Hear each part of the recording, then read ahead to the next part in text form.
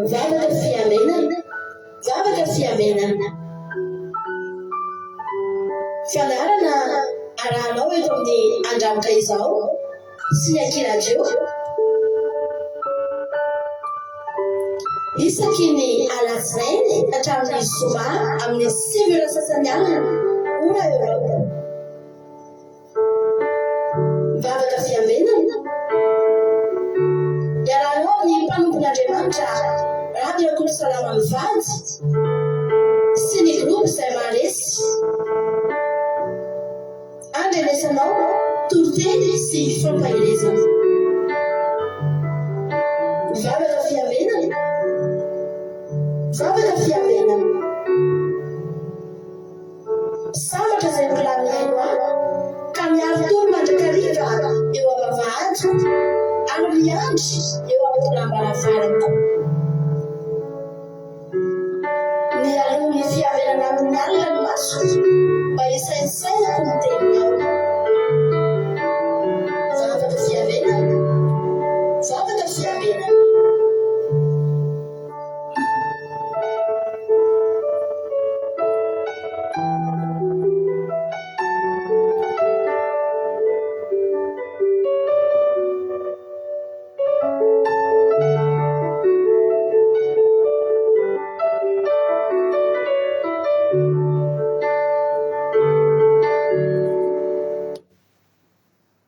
Alléluia, dia amin'ny fifenina lehibe indrindra raha sy mba malalana no ianona amintsika amin'izao fotoana an'izao. Dia faly be indray ny tenako miarabanao tratra izao andro an'izao ary tonga soamantsara eto ihany koa hiaraka aminay ifampahery ao anatin'izao fandaharana izao. Ka dia tahin'ny tompany isika rehetrarehetra ny fiadanan'ny tompo ao amin'ny isa-tokantrano isam-batan'olona izay mandray an'izao fandaharana izao. Dia faly be ny tenako miarabanao ary androany mba tonga miaraka aminay dia teteny aminay isika sendrasendra koa natokavana eto fa tena misy raha ilan'ny tompanao ka dia tonga avasoa maritatra amin'ny farany. Adindray sasany rahanao aminay eto tsy adindray sasany afa-ty antoka anao mihitsy akory fa tena andraisanao hery ara-panahy ampiova ihany koa ny lalanao anomezan'Andriamanitra vahaolana amin'ny adinao dia amikisana ny fanahinao dia ampadoana ny finoanao ampiakarina ny finoanao dia amelomana indray ny fanantenanao amin'ny alalan'ny tenin'Andriamanitra izay fampizarantsika eto. Koa dia tahin'ny tompany isika rehetra ifampiarahaba ihany tsika rehefa melohan'ny zavatra rehetra aloha andaloantsika metraka ty fotoana teo ampiaratan'Andriamanitra andao mpandrotsika navavintsika aina eto France izy nitorantsika anatin'ny vavaka fanombohana. Tahiany Jesosy ary ranampaviaina anao ny fitenenana. Tahiany Jesosy pastera dia tahiany Jesosy sika rehetrarehetra miaraka vavaka isika anombohana ny fotoana. Jehovah Andriamanitra io faly sy ravo ny fonay amin'izao alina izao indray raha anatona anao raha nomboka an'izao fandaharana izao. Sotranao izay Jesosy satria vita soamantsara ny tontolo andronay. Sotranao izay Jehovah satria notahinao izay tamin'iny andro iny matoa mbola tonga eto indray amin'ity alina ity, mbola handoalika, mbola hiaino ny teninao, mbola hiresaka aminao. Fahasoavana lehibe ho anay izany Jesosy malalo. Maro tany ivelan'ny tany ny tradoza, maro tany ivelan'ny tany no nisy loza maro isan-karazany, ny aretina nandringana. Fa izay Jesosy mbola tafavory eto, izay Jesosy mbola salama tsara tonga eto, izay Jesosy mbola afaka hiaino anao. Dia fahasoavana lehibe ho anay izany Jesosy. Noho ny famindraponao izany Jesosy malalo dia faly izay dia amin'izao fotoana izao dia mapetraka eo am-pelatananao ny fandaharanay, mapetraka eo am-pelatananao ny fitaovana rehetrarehetra ary indrindra Jesosy ny tsirairay avy izay tonga hiaino an'izao fandaharana izao anie Jesosy ho diovina amin'ny rahanao mba hahafahan'ny tsirairay mandray ny teninao, mba hahafahan'ny tsirairay ho tafahoana aminao, mba hahafahan'ny tsirairay indray mahita vahaolana amin'izay olana mahazo azy, hahafahanay tsirairay indray Jesosy malalo mandray ny teninao. Dia misaotra rakofa amin'ny rahanao Jesosy malala ny fitaovana rehetrarehetra, rakofana amin'ny rahanao ny telefona izay ampitanana izany fandaharana izany. Aoka ny fanahinao masina no hanjaka eto, aoka ianao no ivon'izao fandaharana izao ary aoka ianao Jesosy no ampitenin'ny mpanomponao ny zokerika izay hitondra ny teninao, pastera izay amelabelatra. Ianao anie Jesosy nanokatra ny vavany ary ny teninao anie Jesosy manana no rena eto na ny fiainanay tsirairay avy tsy mitovy Jesosy fa ny teny izay hozananay dia tena hoe misahaza ho raisinay amin'ny fiainanay, dia hanova ny fiainanay, hampahery anay indray, hampifikitra anay aminao indray Jesosy malala. dia manatra feno amin'izao fandarana izao ianao Jesosy malala dia ho anao irery ihany ny voninahitra. Aleloia. Amen. Aleloia, mankasitraka ianao raha nampaviana tao anatin'izay vavaka mamy be izay noentinao izay. Dia Andriamanitra manakireo pasoavana ane hamaly fitianao, tombozitra sy fahasoavana hatrany, mariza foana amin'ny asan'ny tompo. Raha ny tsodrano eto amin'ny Salama paraika amin'ny sivifolo andininy efatra ambin'ny folo hatramin'ny fahaenina ambin'ny folo novakitsika androany. Izay ny tsodrano raisitsika androany. Salama paraika amin'ny sivifolo andininy efatra ambin'ny folo ka hatramin'ny fahaenina ambin'ny folo amin'ny anaran'i Jesosy manao hoe ny anarako izy. Iantso ahy izy dia hamaly azy aho. Hoe ho amin'ny arahory izy amony sy amin'ny voninahitra azy omeko vonjeko. Halleluia. Amen. Zany ndray tsodranontsika amin'ny androany ity. Dia raha izao ny tsodrano Marie Angela Dubai, Erikaraky France, Soameva France, Kadakamilala France, Erikaraky, Jessica Patitsi France, Angelina Rodriguez, Arabie Saoudite, sy ny apôstôly Madagasikara, Bersava Koweït, Lazarus Sylvie Koweït, Jesosy Mpandresy Madagasikara, Ekirandrena Soly Madagasikara, Angelina Rodriguez, Arabie Saoudite, Jessica Patitsi France, Lazarus Sylvie Koweït, Miriarandre Malala Allemagne, Todo Jesosy Mandrakizay Allemagne, Sandola Koweït, Thierry Berthelot France, de Bersava Koweït, Tsiri Mbaramela France, Yama Koweït, Alléluia. Artisanat de Madagascar, Lina France, Kadakamilala France, Bersava Koweït, Jesosy Mpandresy Madagascar, Versilina France, Razana Monique Dubai, Marina Tiana Canada. Alléluia.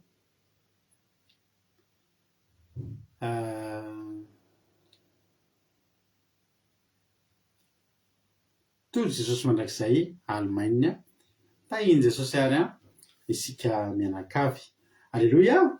Inona nataon'Andriamanitra tamin'ny fiainanao tao anatin'izay fotoana izay nanomboka oviana moa tsika zany tsy niona nanomboka tamin'ny omaly tsika dia efa tsy niona. Androany koa tsika zao vao niona. Inona ny fahasoavan'Andriamanitra voarainao tamin'ity androany ity. Alléluia.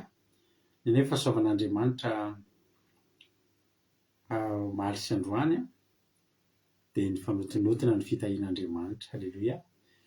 Dia naray fanomezana. Alléluia. Misy fanomezana avy amina olona mahafinaritra anankiroa zay. Alléluia. Dia fitahian'Andriamanitra mihitsy. Alléluia. Ho an'Andriamanitra ny voninahitra ary dia tena hita mihitsy hoe anomanan'Andriamanitra goaika. Alléluia. Goaika mitondra fitahiana dia misaotra an'Andriamanitra satria roa mihetona mihitsy ny fitahian'Andriamanitra. Omaly sy ny androany dia ho azy ny voninahitra. Ho tahian'Andriamanitra ny isika tsirairay avy.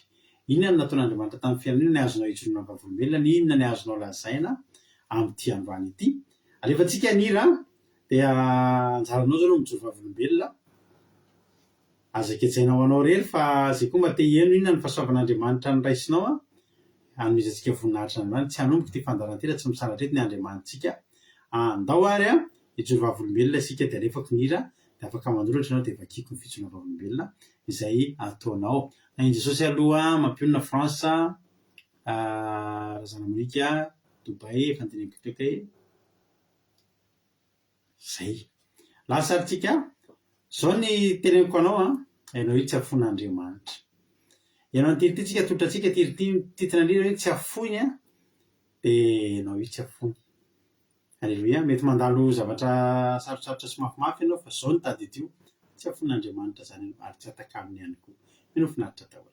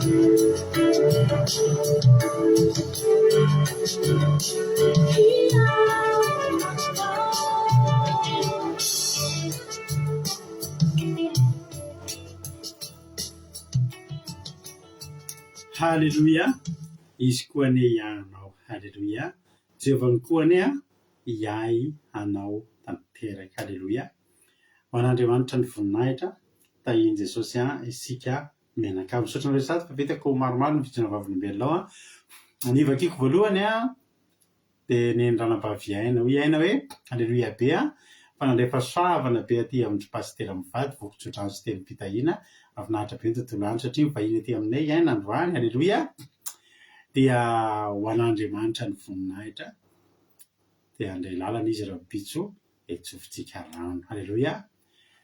Tonga soa iama koety misy ameva hoe dia ray Jesosy malava vita somatsara ny tontolo andro azo fahasalamana trany tsy naheno vaovao ratsy mbola venana somatsara isika menakavy tonga eto. Halleloia.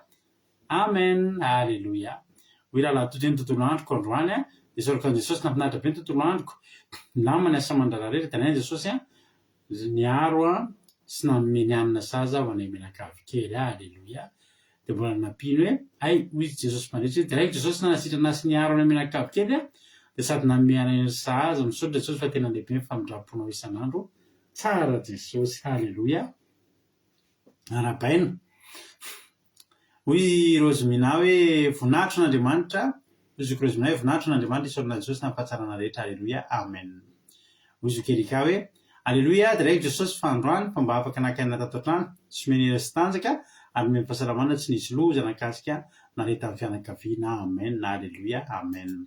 Marina tena hoe sosotr'Andriamanitra fa mbola nomeny tafo-trano ary akanjo tsy nahary loza na zavatra sy tamin'ny fianakaviako. Androany koa feno fiadanana ny foko ary te hampahery antsika rehetra hoe tsy misy zavatra tsy azo tanterahana rehefa manana fanantenana. Halleloia. Amen. Obery zavay amin'ny sotr'Andriamanitra milamina ny tontolo andro salamatsara ny menakavy. Halleloia. Amen. Tsara Jesosy. Tonga soa olikaran'olo soa. Hoy rena baviliana hoe Halleloia amin'ny sotr'Andriamanitra lehibe fa afaka nakaina tsara niaraka tamin'ny ankohonana nisy zavatra novidiana izay koa anio teo dia lafo ny vidiny raha ny tokony izy nefa dia azo 20 €. Faly be ny zanako lahy evy nahazo azy. Faly koa fa afaka nanao zaridaina koa androany na misaotra azy na mihery sy tanjaka fahasalamana tao anatin'izany rehetra izany dia raina ny anaran'ny masina voninahitra ho azy irery ihany. Amen. Tsara Jesosy. Halleloia. Hoy Fabiolany Menjanahary hoe raiko Jesosy fa nampinaritra be ny tontolo androko androany mbola namindrano fosy mbola nomeny hery sy tanjaka fahasalamana meny izay saza voninahitra n'Andriamanitra irery ihany. Halleloia. Amen. Tsara Jesosy. Misaotra anareo rehetrarehetra nijoro vavolombelona. Tsara be ny fijona vavolombelona dia ho averintsika ao an'Andriamanitra ny voninahitra amin'izany rehetrarehetra izany. Halleloia. Mba tsika hiditra amin'ny tenin'Andriamanitra. Raha isoarin'ny baibolinao misaotra nareo na ame voninahitra n'Andriamanitra misaotra nareo nijoro vavolombelona. Avy hatrany tsika dia hiditra amin'ny toriteny izay hoentin'ny ranabavitsika Erika amin'izao fotoana izao. Hoy Zokiama hoe Halleloia voninahitra n'Andriamanitra irery ihany fa natratra izao fotoana izao narovany tompo hatramin'ny ankohonana voninahitra n'Andriamanitra irery ihany. Amen. Halleloia. Zao rehefa nizosika ranabavitsika Erika hitondrotsika ny tenin'Andriamanitra dia rehefa avy eo velona eto ny tenako mamelavelatra ny tenin'Andriamanitra. Tahiny Jesosy Erika anao avy hatrany ary ny fitenenana. Mankasitraka pasitera me fitenenana dia manona fatanan tompo aminao sy ny ankohonanao sy ho antsika rehetra izay manaraka tsy tapaka ny vavaka fiandenana dia faly miarabantsika rehetra navita ny pasikiny hiatrika ny firavoravoana ao aorianan'ny pasika dia eny aloha tena hitondra fahasoavana antsika ny pasika izay notandremantsika sy izay natrehantsika omaly hitondra fananganana fahasoavana fitahiana ao antsika izany pasika izany mandritra nyity taona ity dia raisiko fahasoavana lehibe ho andrena fa namalala ny zaran'ny tenin'Andriamanitra amintsika tsirairay avy etsika ifampahery amin'ity aly ity dia ny tenin'Andriamanitra hojerentsika dia ny Genesisy 7:10 Genesisy 7:10 manontolo moa ny tokony hojerena fa somary lava ilay verset dia hotsongatsongantsika ny verset izay tokony vakina dia tonga antsika dia hamaky ny verset eo amin'ny 17:20 hatramin'ny 17:20 dia mivarotro izao ny tena ny anaran'i Jesosy hoe koa dia nalainy Abrahama sy ilazana ny sinombonkeliny rehetra ambanin'izay rehetra novidiany vola dia ny lehilahy rehetra tao an-tranony dia nofirany andro izay indrindra ireo araka izay nolazain'Andriamanitra taminy. Ary efa 770 taona Abrahama raha nofirany izy ary efa 13 taona Ismaela zanany raha nofirany izy. Andro izay indrindra no namorany any Abrahama sy Ismaela zanany ary ny lehilahy rehetra tao an-tranony dia niombokely mbanin'izay novidiam-bola tamin'ny hafa firenena dia samy niara-nofirana tamin'ny avokoa. Amen. raha jerentsika manko ny soramandry ery ambony dia mivaky izao manao hoe ny nanovan'Andriamanitra ny anaran'ny Abrahama mivady sy nanendrena ny fora ho famantarana ny fanekena nataony taminy ary ny amin'ny ahaterahany Isaka. Amen. Raha jerentsika ity soramandry ity dia misy teboka telo mazava tsara holazain'Andriamanitra teto. Ny teboka voalohany dia nanovana ny anaran'izy mivady izany. Ny teboka faharoa indray dia ny fora ho famantarana ny fanekena nataon'Andriamanitra tamin'izy ireo. Dia ny teboka fahatelo dia ny ahaterahany Isaka. Izany hoe eto amin'ity soramandry ity izany dia efa manambara ny zavatra hitranga eo amin'ny fiainan'i Abrahama Andriamanitra. Tany aloha tany moa dia niantso an'i Abrahama Andriamanitra fony izy mbola tao amin'ny ray aman-dreniny mba handeha hiala ao dia handeha hoentina hoentin'Andriamanitra any amin'ny toerana izay nampanantenany azy.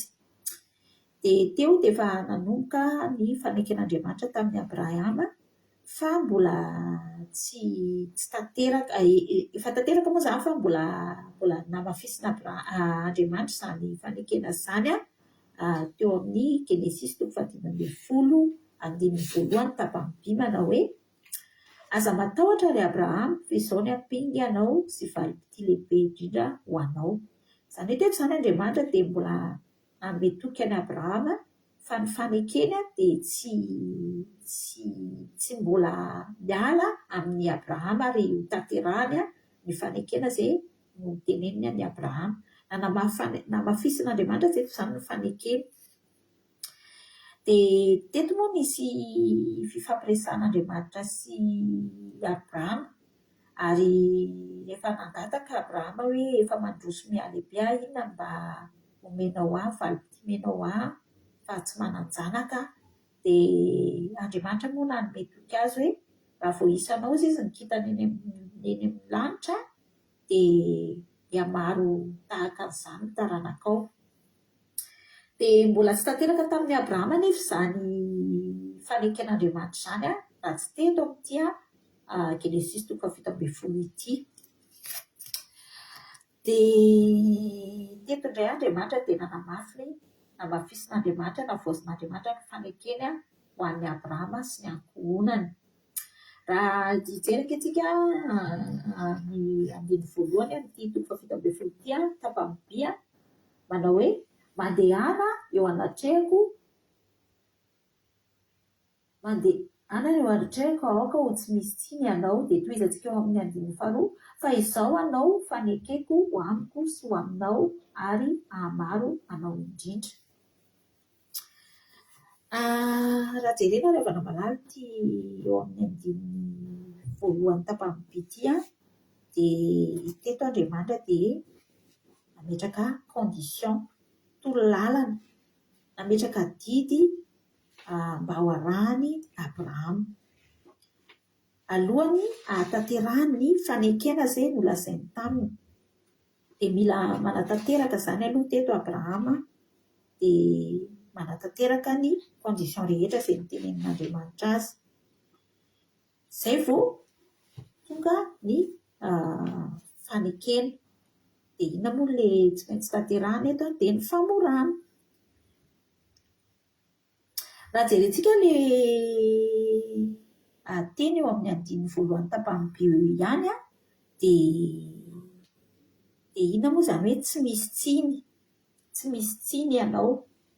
Ny tsy misy tsiny dia hoe tsy misy défaut izany, na hoe tsy misy kilema, tsy diso, tsy misy fahotana, tsy misy petipetina, madio izany hoe madio ary hoe marina sy masina eo anaty an'Andriamanitra.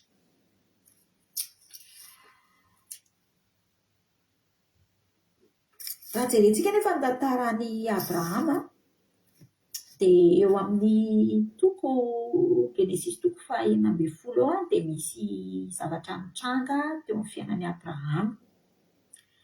Dia ny nahaterahany Ismaela. Iza moa Ismaela? Ismaela dia zanany azony avy tamin'ny mpanompony i Agara.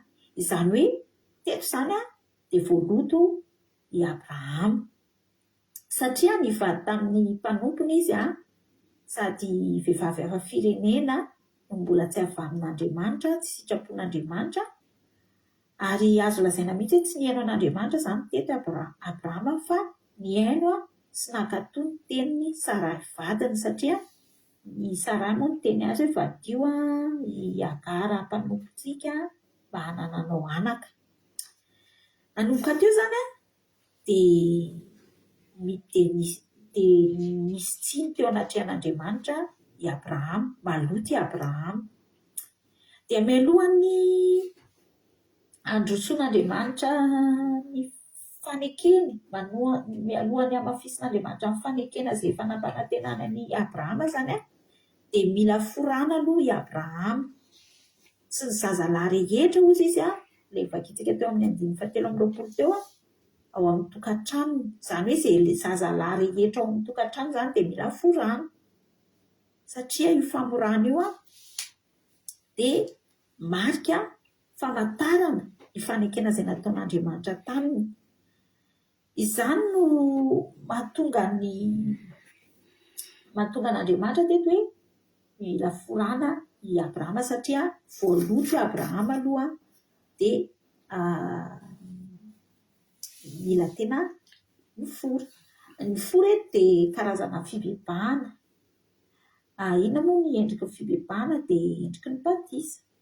Tsika izao vao tamin'ny lahady teo nanao batisa amin'ny fariteria handetika ny fahotana. Dia tahaka izany koa eto ry havana ny ataon'ny Abrahama dia mila forana aloha izy satria maloto.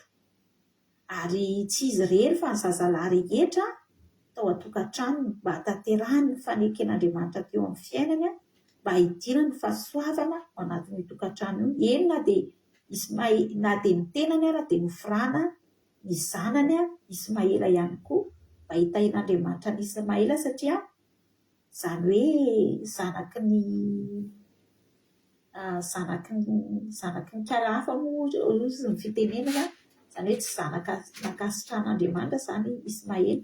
Ka mialohan'ny hidiran'ny fahasoavana eo amin'ny fiainan'i Ismaela izany dia tsy maintsy forana koa izy. Mialohan'ny hidiran'ny fahasoavana ao an-tokantranon'i Abrahama izany dia tsy maintsy forana aloha i Abrahama izay vao miditra amin'ny fahasoavana. Satria amin'ny alalany io famorana ataon'i Abrahama io no hatanterahany tenin'Andriamanitra hoe ataoko mihamaro tahaka ny kintana ny taranakao. Dia nanomboka teo Andriamanitra nanao fanekena ho an'i Abrahama dia nanova ny fiainan'i Abrahama ray manontolo mihitsy. Eny na ny anarany ara novainy. Raha jerentsika eo amin'ny 5:4 manao hoe raha ny amiko dia indro aminao ny fanekeko ka ho tonga rain'ny firenena maro ianao, ary ny anaranao tsy atao hoe Abrahama intsony fa atao hoe Abrahama satria efa nataoko rain'ny firenena maro ianao. Amen. Izany hoe teto izany tena novain'Andriamanitra mihitsiny ny identité momba rehetra ny Abrahama. Ohatrany hoe tsika izao ohatra rehefa manova fiainantsika dia manova fiainana vaovao mihitsy izany. Tena nisy fiainana vaovao niova teto, nisy zavatra mitsimbadika teto izany nataon'Andriamanitra tamin'ny Abrahama sy Sarai. Dia raha Abrahama izy taloha rain'ny avo dia lasa hoe Abrahama rain'ny firenena maro. Izany hoe nanomboka teto izany Andriamanitra no nanatanteraka ny fanekena izay nampanantenana ny Abrahama eo amin'ny 20 teo. Satria avy amin'ny alalan'ny taranaka izay ho ateraka izy mivady, tsy avy amin'ny Ismaela zanany. Raha na dia niteny ary Abrahama engane mba ho tahianao Ismaela, tsy avy amin'ny Ismaela fa avy amin'ny zaza nateraka izy mivady no hitahianany taranany, hampitombo ny taranany.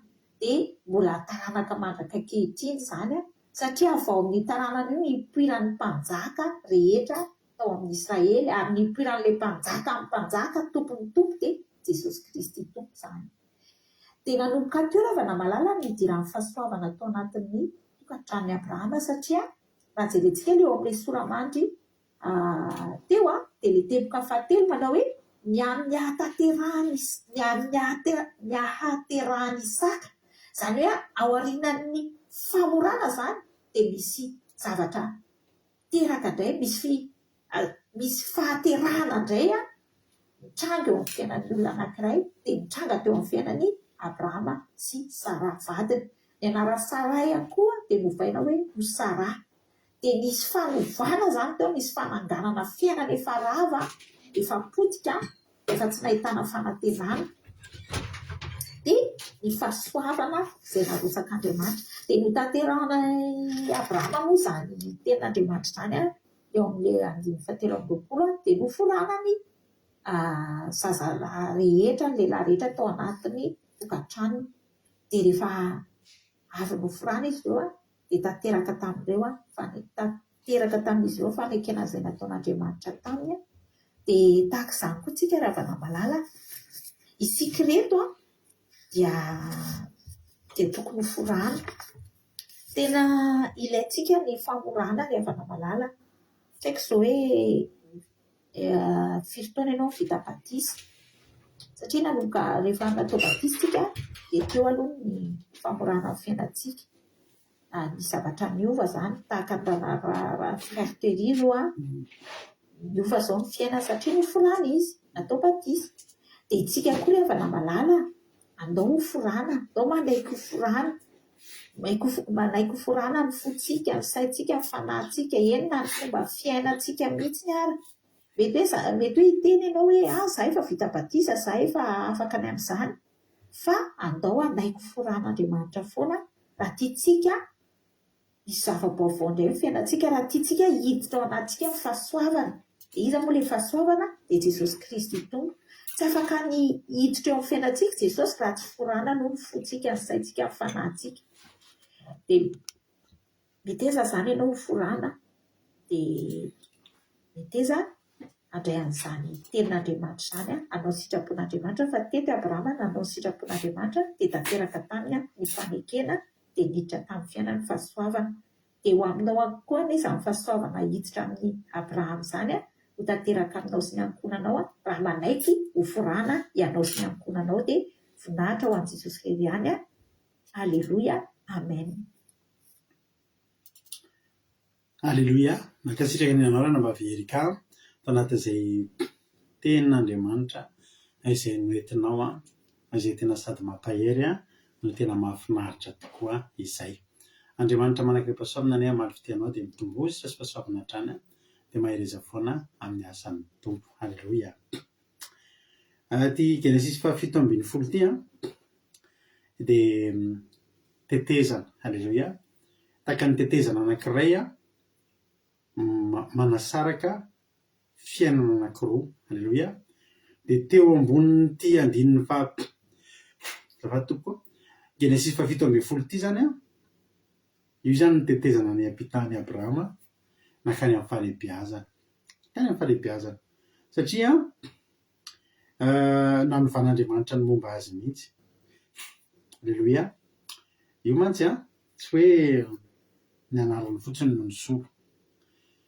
Ny anarana moa ry havana malala dia tena mikante ngeza be mihitsy ny anarana. Ny anarana dia tena mino fa fantatsika fa raha ny anaran'ny zanakao dia ataonao araka ny fanirianao mihitsy inona ny irianao amin'iny zanakao iny, dia izay ny ataonao anarany. Hoe mino fa samy manina moa samy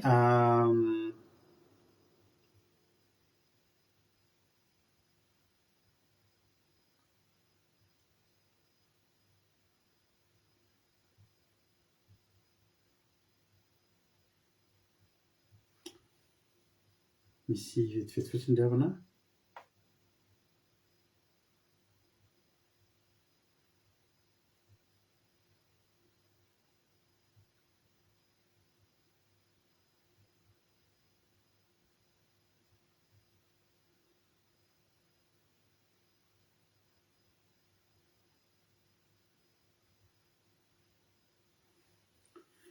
Alleloia.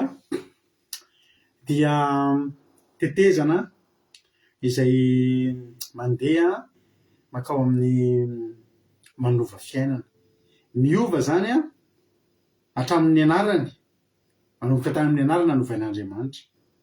Ary rehefa novain'Andriamanitra ny anarany a, dia novain'Andriamanitra miaraka tamin'izay koa no momba azy. Zany hoe ny zavatra tena nitranga zany dia zao anova fiainan'Andriamanitra. Aleloia, anova fiainan'Andriamanitra. Androany zany teteny amintsika tsirairay avy manao hoe misy fotoana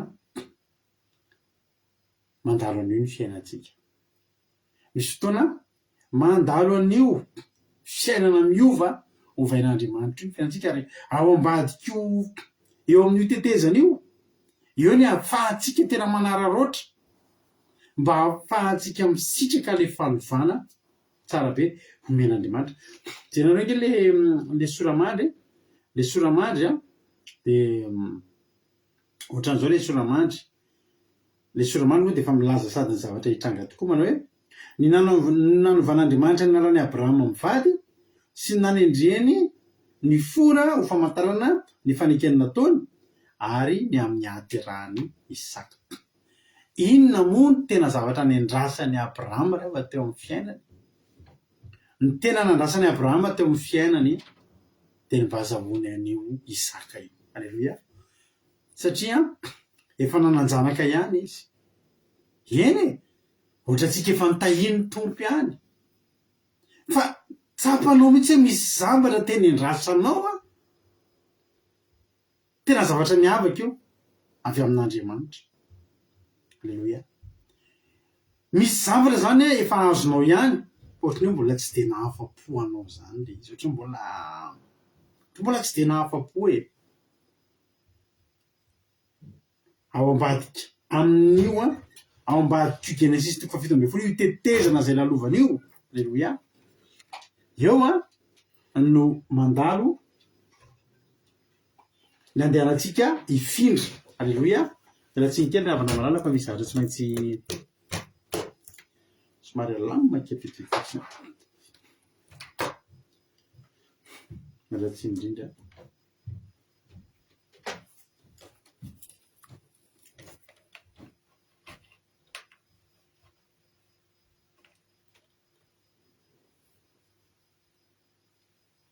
Izy ndraiky lamina kely aloha azafady indrindra dia amin'izay fotoan'izay manomboka tsara mihitsy ny fandana, satria misy zavatra kely lafiny teknika kely somary tsy mety kely aty aminay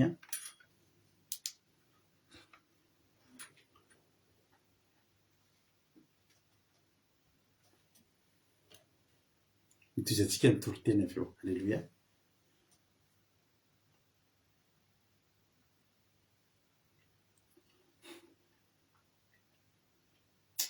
Aleloia.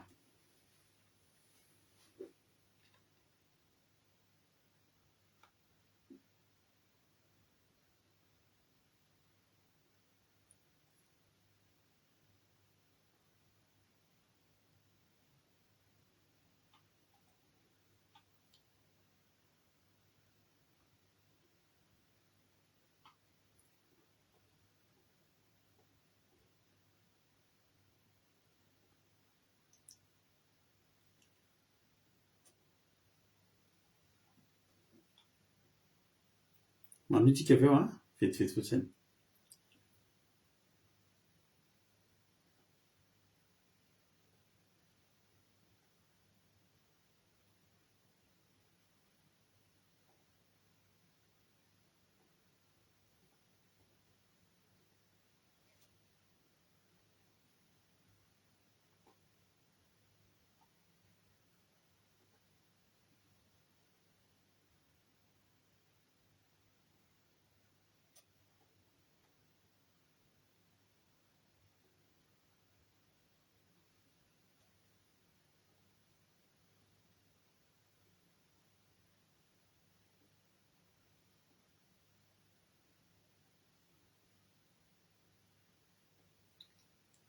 Vetivety fotsiny ry havana, miala tsiny indrindra.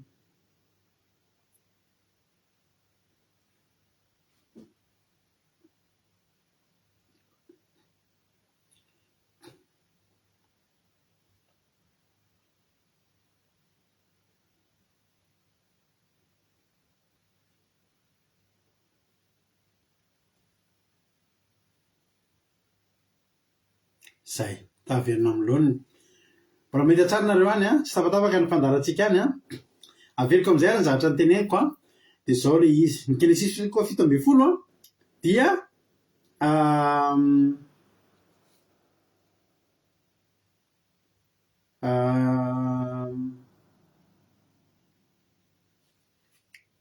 amindran'Andriamanitra ny toerany Abrahama sy Saray. Alleloia. Zany hoe ampiakarana andry zareo a amin'ny toerana ambonimbony kokoa de anavaozana ny fanekena. Rehefa hanao an'izany zavatra ngezabe zany Andriamanitra de zao ravana malala nisy fanekena naseny nataony nisy fanekena nataony tamin'ny Abrahama ary nisy dingana naseny nataony Abrahama ihany koa. Ny ainga tamin'izao aloha novaina ny anarana. Alleluia. Novaina ny anarana. Tareo misy tamin'ny fotoana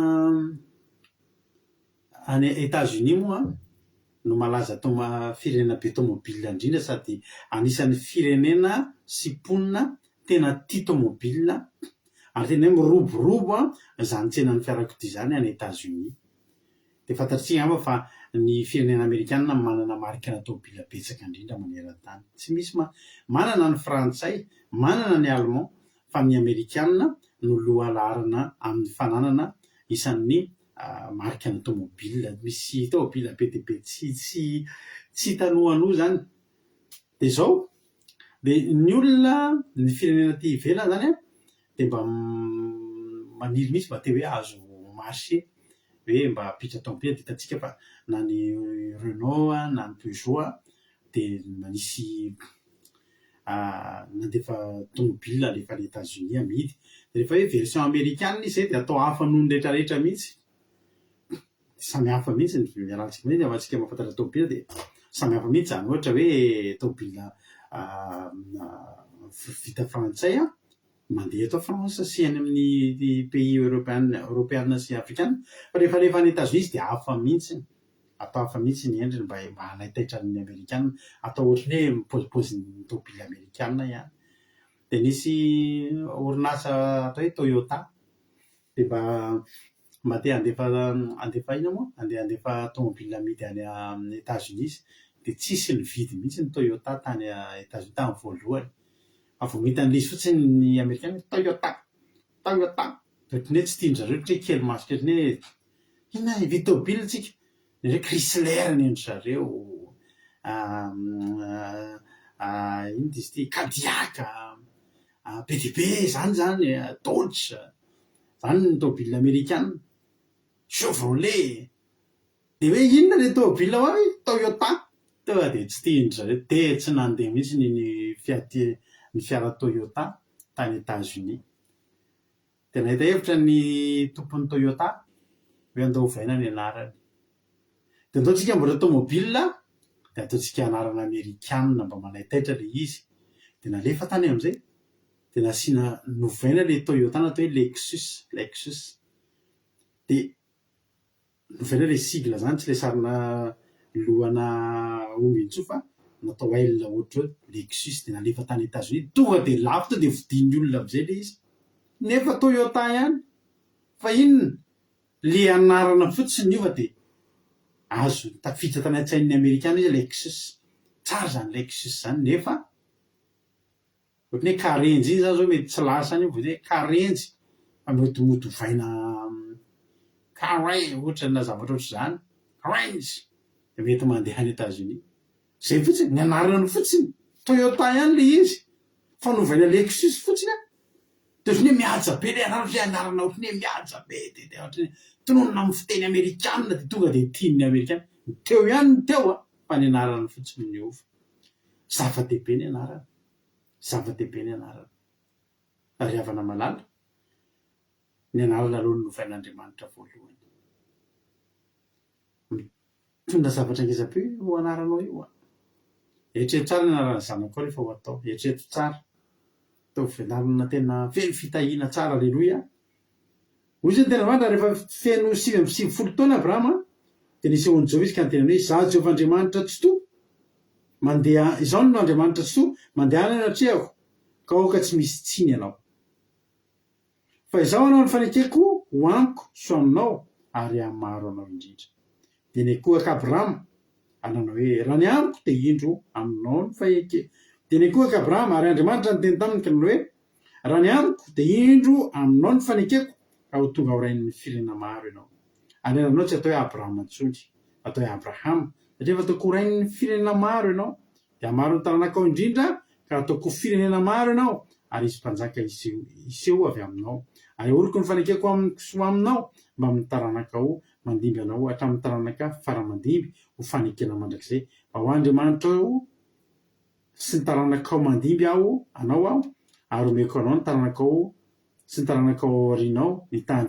fivahinianao dia ny tany Kanana rehetra ho fananana mandrakizay ary ho Andriamaniny aho. Halleluia. Hitanareo mialohan'ny anaovan'Andriamanitra zavatra tamin'ny Abrahama dia ny anarany aloha sy natao mendrika an'ilay izy. Ohatra hoe ianao hoe hitondra orinasa ngeza be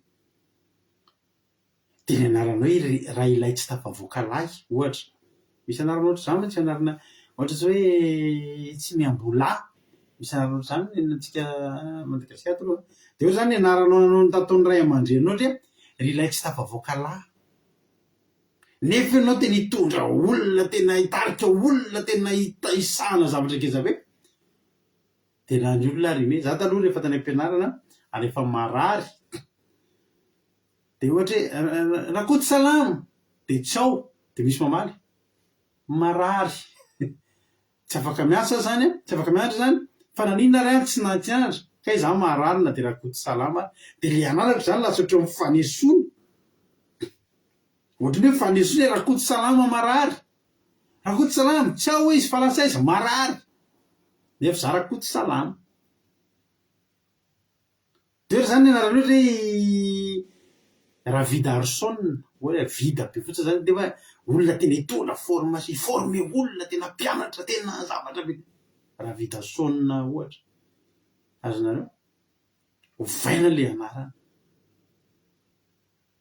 raha manana ny ampy ohatra alleluia raha manana ny ampy yama sona tao ovaina anarana Andriamanitra zany ianao zavatra dia ataony mifanatsahana aloha le Abrahama ndikan'ny Abrahama tao dia hoe ray avo tsara ihany zany tsara ihany zany fa olona ray avo ray avo zay ndikan'ny Abrahama raha mahita ny baiboly misy zay ny baibolinao fa novan'Andriamanitra hoe Abrahama ina ndikan'ny Abrahama rainy maro eritreretana tsy mbola nisy mbola voaray zanany fa ho rainy maro izy tonga aloha dia ovaina ny anarany aloha novaina voaloha manaraka ny rehetrarehetra koto maditra nefa mitana lefina foana ozy izy tojo ozy amo alleluia.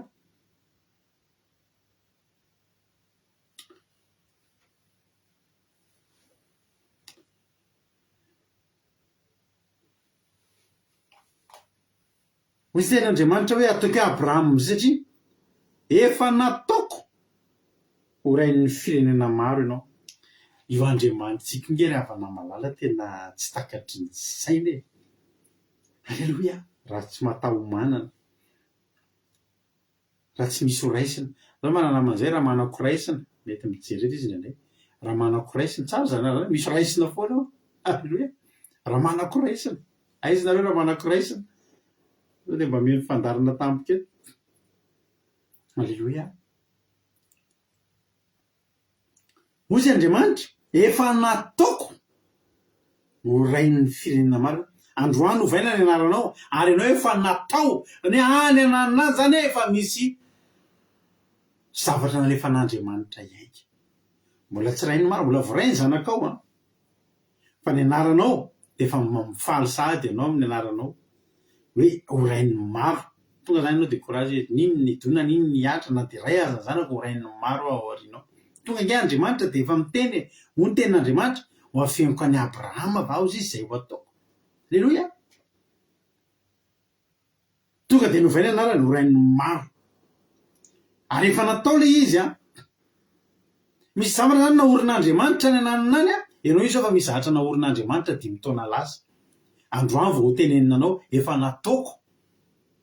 Alleloia. De tonga lay izy rapitso de kakany hoe taizy ty fa Andriamanitra efa nanao an'iny 5 taona lasa. Tsara Andriamanitra, lehibe Andriamanitra. Misy olona eto zao mpaherezana. Alleloia. De nitsofina rano zany olona, nitsofina rano zany olona zany hoe Alleluia. Tonga ty ianao amin'ny Pentecoste mba nitsofina rano izy omaly. De nanomboka tamin'izay zavatra zay zao de amin'ny lavay amin'ny Pentecoste io olona io anapaka billet na isy olona hitondraka ty hanao Pentecoste satria amin'ny 24 mai tsika de hanao Pentecoste ty atokantrano. Alleloia. Asaina indray zay afaka amin'izany fotoana zany misokatra anao mivomy tanatany manomboka amin'ny vavahadina eny misokatra hatramin'ny varavarambe ka hatramin'ny varavarankely. Alleloia. Hatramin'ny cheminée raha isy latsaka avy any ambony cheminée misokatra amin'ny 24 mai ny Pentecoste-tsika. Manasinareo zay tonga hiara hivavaka takany tamin'ny andron'ny apôstôly tao amin'ny asan'ny apôstôly hivavaka amin'ny efitra ambony isika de hiozongozona amin'ny fanorenan'ny trano. Alleloia. De ilatsaka ny afo fanamasina mitarehana afo fitsaky ny isabatan'olona azo ny anjarany avokoa. Amboary sady ny programanao amin'ny 24 mai alahady 24 mai tsika anateraka ankalaza Pentecoste aty atokantrano. De omaly olona io nitsofina rano fa ho avy. Ary olona tsy tokony ho avy, tsy tokony ho afaka. Fa za zao mino. Alleloia. Efa manonao sezany zany olona zany hipetrahany. Alleloia. Amin'izany fotoana zany. Hoy Jehovah Andriamanitra efa nataoko. Fa zao hovaiko aloha ny anarana mba ho mendrika an'izany. Alleloia. Fa oriko aminao ny fanekeko. Andiny fa siva hoy Andriamanitra tamin'ny Abrahama fa ny aminao kosa de hitandrina ny fanekeko ianao. De ianao sy ny taranaka mandimby anao hatramin'ny taranaka faramandimby. Izao ny fanekeko amiko so aminao sy ny taranaka mandimby ireo ao anao de zay ho tandremanao ho forana ny lahy rehetra eo aminareo. Zao zany Andriamanitra koa rehefa norina fanekena de misy zavatra saina ataotsika. Rehefa ampitombo ny totona Andriamanitra nanao voalohany nanovainy aloha ny anarana. Ary io anarana nanovainy io ifanaraka amin'le izy io. Rain'ny maro de minofa rain'ny maro zany. Alleloia. Minofa rain'ny maro zany. Fa rehefa avy nanao Andriamanitra de mba mangataka ny avy amintsika izy. Inona ny asiany nangatahana? Zavatra sarotra ve? Tsy zavatra sarotra. Mararirary kely aloha mararirary kely. Inona zavatra nangatahana? Fahamorana. Mahita angatan'Andriamanitra fa zay mihitsy ny efa nangatan'Andriamanitra mba ho forana i Abrahama sy izay rehetra lehilahy eo aminy. Lehilahy rehetra de ho forana. Hoy ten'Andriamanitra, ho forana ianareo ary famantarana sy fanekena ao amiko so aminareo zany. Ny zazalahy teraka valona eo aminareo no ho forana. De lehilahy rehetra amin'ny taranankareo hatramin'ny faramandimby na ny omby kely na izay nividim-bola tamin'ny hafa firenena ka tsy avy amin'ny taranakao. Tsy maintsy ho forana ny omby kelinao sy izay nividinao vola ary mifanekeko de ao amin'ny nofinareo ho fanekena mandrakizay. Satria ny lehilahy tsy voaforona izay tsy mbola niforana de ho fongorona so amin'ny fireneny efa mivadika tamin'ny fanekeko izy. Ho forana tao ny dikany hoe omby kely, dikany omby kely de izay rehetra teraka tao amin'ny tombony Abrahama izay efa nazy zany. Ny zanaky ny mpanompony, ny zanaky ny ankizilahiny izay teraka tao amin'ny tombony sy ireo izay novidiny vola satria Abrahama koa de mividy Egyptiana, mividy hafa firenena hanao ny asa eo aminy. Alleluia. De rehetrarehetra reo na ny omby kely zany efa nompiany tao. Dikany hoe omby kely efa taizany tao. Efa teraka tao amin'ny tao amin'ny tombony tao. Reo zany ho forana de izay nividiny vola koa zany hoe zedin'izy izy lehilahy ao amin'ny Abrahama, manomboka amin'ny Abrahama zany sy ny zanany izay Ismaela izay efa 13 taona tamin'izany andro zany de ho forana. Zao avana malala zava-dehibe famorana. Ary misy olona eto mbola tsy voafora de manasa anao mandrisika anao misy tompoko ny famorana amin'ny olon-dehibe any amin'ny hopitaly fa mangataka an'izany ianao. andao. Ataovy ny famorana fa tena sitrak'Andriamanitra. Zavatra ngeza be ao ambadiky izany, fanekenana ataon'Andriamanitra ao ambadiky ny famorana. Tadidinareo i Jakoba. I Jakoba rehefa anao anorona ny fanekeny vaovao Andriamanitra, inona nataony azaka zany i Jakoba voalohany? Noforana indray koa izy sy ny ankonany rehetrarehetra. Halleluia. Jerinareo tsara ngeravana fa eo mason'Andriamanitra ngeravana samy hafa ny olona mifora sy ny tsy mifora. Hoy Davida. Tadidinareo moa Davida rehefa niona tamin'ny Goliata.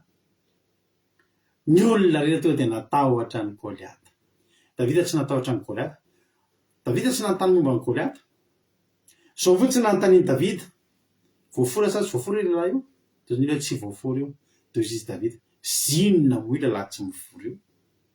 Zay fotsiny. Zany izy Davida mifora.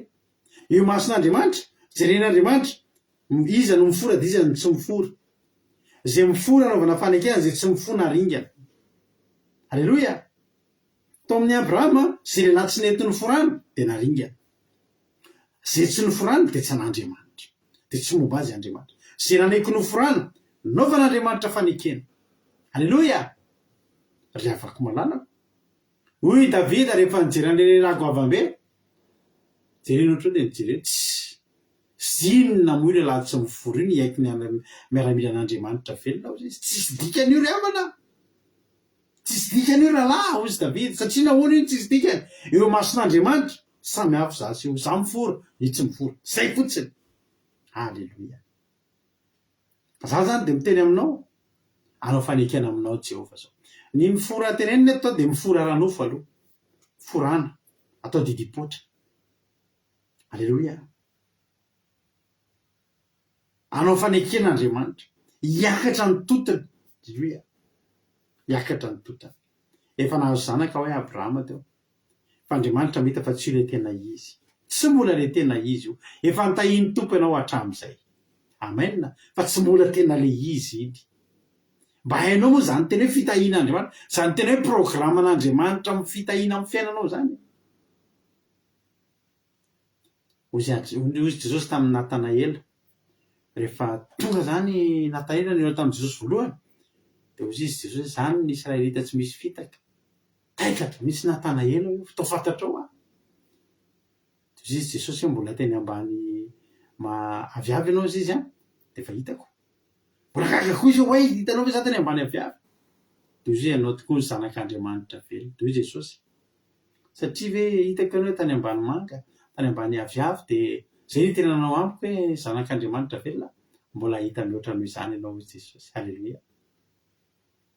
Sa koa teny aminao androany, mety efa nitahiny tompo ianao, dia efa nioraka mihitsy ianao tsena hoe zany natao hoe fitahin'Andriamanitra. Misy aminareo zao mieritreritra mihitsy ny fitahin'Andriamanitra ngeza indrindra ndraisinareo. Za miteny anao ah, satatra mbavarano ireny. Mbola ho hitanao zany fitahin'ny tompo zany. Halleluia. Aorianan'ny famorana, mbola ho hitanao mivaingana zany fitahin'Andriamanitra zany.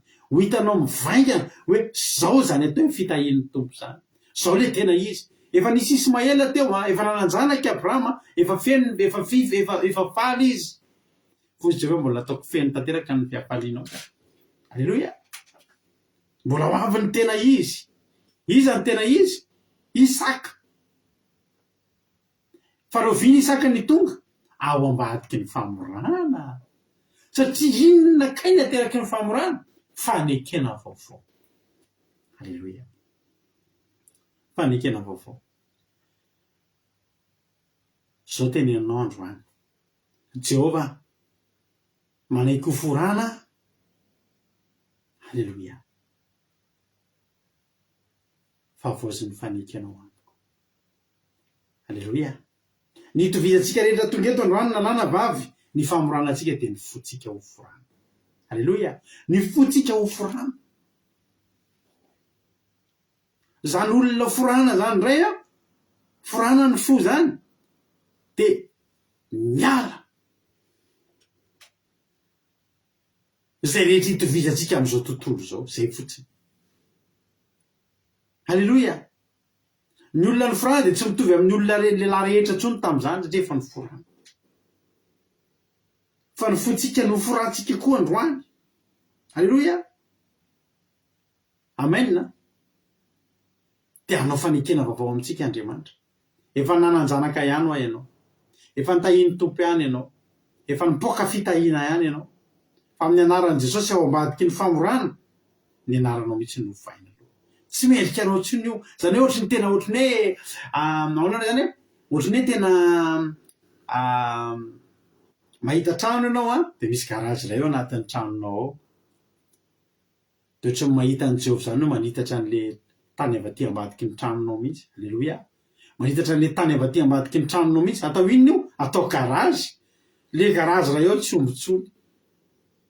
Na moa dia matetika fiarakodia foana no ataoko ohatra fa ao anatin'izay tontolo izay foana mahafinaritra foana anahy miresaka momba an'io mialatsiny amintsika. Misy olona mpanompon'Andriamanitra mba nangataka mba te hanana an'ireny le salon cuir ngeza be, le tena fauteuil ngeza be, canapé be tena efa nitranotra reo kely. Dia tsy nety nahazo an'le salon cuir mihitsy ry zareo, tsy nety nahazo an'le fauteuil be sy le canapé be mihitsy ry zareo. Dia ho sisy hoe fa maninona ary tsika tsy mety mahazo an'le izy. Dia nanofy amin'izay le pasteur le rahalahy ny arivany aminy iny tamin'ny anisy sy mivady ny fanontany fa ahoana ary tsy mety misokatra mihitsy raha tsika tsy mety mahazo an'le salon ngeza be foana tsika. Dia naseho an'Andriamanitra anazy tao anaty nofy amin'izay efitrano ngeza be mihitsy. Dia tao le salon hitany tao anaty nofy. Zao zany ny tena olana, tsy maintsy niara tao amin'ile trano kely ry zareo. Tsy ombona canapé iray ary io.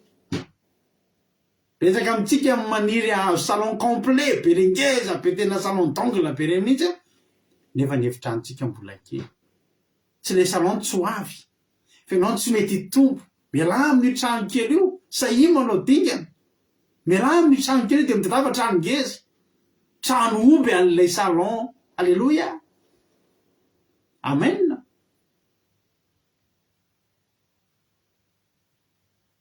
Dia ohatr'izay le izy novaina aloha ny anarana. Anova ny anaranao tsika tsirairay avy eto anie Jehovah Andriamanitra androany. Tamin'ny voalohany izy rain'ny avo fa avy izy natao rain'ny maro. Alleloia. Mba tahaka izany koa Sarai.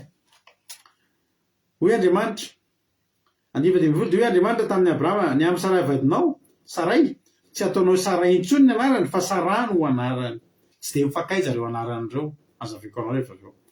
Ary hita azy ka hampanana azy zazalamanao, hita azy ka ho tonga firenena maro izy, ary izy mpanjaka amin'ny firenena maro avy aminy. Ny dikany hoe Sarai dia hoe ilay zanak'andriana amin'ny Israely. Zanak'andriana amin'ny foko anankiray zany, tsy mbola Israely moa tamin'izany.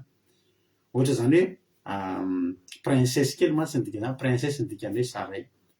Fa ohatry ny hoe princesse ao an-tranonao, princesse nareo menakazo, princesse ndry Ingrid Rodriguez, princesse ndry Soamefa, princesse ndry Bertsava, princesse Nay, princesse ndry Rakotsalama. Zay zany atao hoe Sarai. Fa ny dikany hoe Sara, princesse n'izao tontolo zao. Tsy hanao rery intsony, tsy atao tramonay intsony. Alleloia. Amen. Raisina ohatra zany hoe za zao ohatra zao pastera kely eto amin'ny Akiradio. Alleloia. Fa raha iova ny lalako, tsy pastera ny Akiradio intsony fa pastera ny firenena rehetra. Ohatr'izay le izy. Alleloia. Amen. Ohatra zany raha toy zao infirmier an'le toerana isany, le hôpitaly isany, dia tsy infirmier an'ireny intsony rehefa iova toy fa infirmier an'izao tontolo zao. Dadasika bingy zany. Zay fotsiny ny samasamafa le Sarai sy Sara. Ianao princesse foana ry Sara, fa teo ianao princesse ao amin'ny tontolon'ny Abrahama, ao amin'ny tranon'ny Abrahama ianao princesse fa vomivoaka reny efa tsy izy tsony. Fa izy Andriamanitra eo an'izao tontolo zao mihitsy ka Sara amin'izay firenena maro, izy fanjaka mihitsy ivoaka ao. Alleloia. Mpanjakan'ny firenena maro. Alleloia. Amen. Ho tahin'ny tompo ianao ry Sara, dia ny koa ka Abraham. Efa Abraham izy eo rain'ny maro. Fa na dia rain'ny maro azy izy misy zavatra ohatry ny tsy azonao ekena, ohatry tsy mety aminao dia mba mitombona ve zany. Dia izy Abrahama sady nitsika izy, dia nanao nankabe hiteraka va izay efa zato taona. ary iteraka fa Sara izay efa 70 taona ary hoe Abrahama tamin'Andriamanitra engany ho Ismaela no velona eo anatrehanao. Misy zavatra tsy azontsika ekena ntsony ohatra tsy mampino antsika zany ntsony. Alleloia.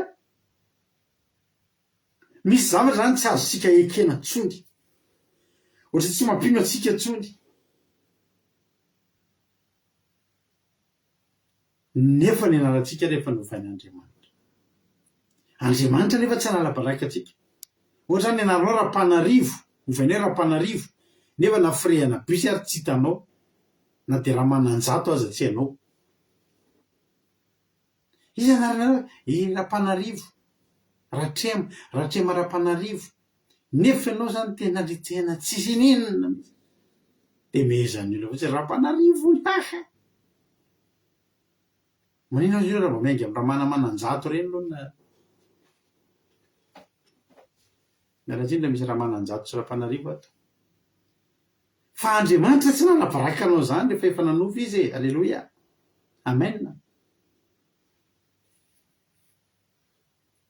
Misy zany tena tsy azontsika inona ntsony fa ny ahatonga anao ino sisa dia Jehovah efa nanovanao. Jehovah mihitsy ny efa nanova sy nanomana anao andray an'izany. Tsy aheravana misy fotoantsika reto efa le ohatra ny mieritreritra hoe efa tapitra le izy e.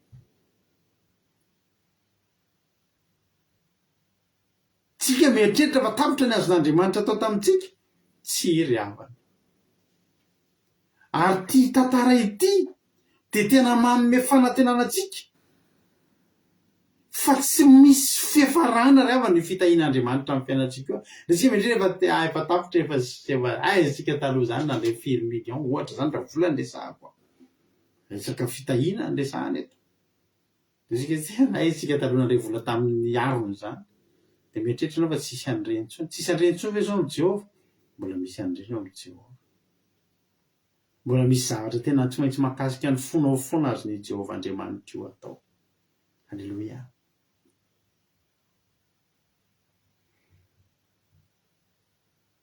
Tena tsy nampino any Abrahama ntsony ke raha nefa 100 taona ve dia eo vao mbola hiverina indray hiteraka. Nefa nionona tamin'ny Ismaela. Misy amintsika hoe fa mionona amin'ny zavatra ananantsika. Hatreo ny farany. Io ny lehibe indrindra. Ry havako. Satria tsy fantatrao Jehovah. Jehovah rehefa hanao fanekena amintsika, alleluia. Jehovah rehefa hanao fanekena amintsika dia tena manao izy. Ary ao ambadiky ny fanekena ataon'Andriamanitra tsy zavatra kely zany. Ngeza ngery havan'Andriamanitra. Ny tanan'Andriamanitra io angeza be io. Alleluia. Io tanan'Andriamanitra io angeza be io. Tsy mahay mitondra zavatra kely zany io. Za manana namana mekanisy zay aty aminay dia ny tanan'izy io ngeza be ohatra mafimafy arabo, mafimafy tanana be. Dia isaky ny zavatra ao ataony dia ohatra misy an'ilay fil kely reny tsoahana na zavatra kely plastika reny ny vana. Dia zahako rehefa eo dia za manao alao soroko alao za manala an'ity misy an'ilay kosy kely reny esorona. Dia za manao fa raha vao izy manao izy ohatry amin'ilay tanana dia misy zavatra tapaka izay foana. Izy rehefa miasa tsy maintsy misy zavatra tapaka izay zavatra malemilemy reny. Ohatra hoe poignée-na varavarana miditsy secret dia voainy forcé-ny voainy dia tapaka. Mafimafy tanana be zay. Dia raha vao zavatra madinidinika reny zavatra elektrônika reny kosy kely fisy kely madinika zay matsara alao ataoko alao za manala azy. Esoriko amin'ity tanako kely ity. Ny azy tanana ngeza be iny le zavatra ngeza be reny amin'izay rehefa vanitra reny zavatra misero mafy be reny tonga dia voavany. Satria ny tanana efa zatra zany ngeza be. Ohatra zany Jehovah. Ny tanan'i Jehovah io zany rehefa hanao fanekena amintsika tsy mahay mitondra zavatra kely zany. Tanana ngeza be dia fanjaitra kely fotsiny no hoe amin'ny taonina. Alleluia. Jehovah zany rehefa mitondra zavatra tanana ngeza be tonga dia amin'ny taonina mihitsy ny entiny aminao eo ranabavy sy rerika. Tia indray dofo fitahian'Andriamanitra. Tia indray ny fahasomovana be. Alleluia. Ohatra ny tendrombohitra mihitsy. Na so ataontsika le iriny rehefa avy eo nahitahira sady izy lay. Vao nataontsika tamin'ny sapaty iny iny ny ataontsika. Iny ny mendrika ny. Alleluia. Iny mihitsy ny hira ataontsika. rehefa avy eo iny misy ny ataontsika rehefa eo.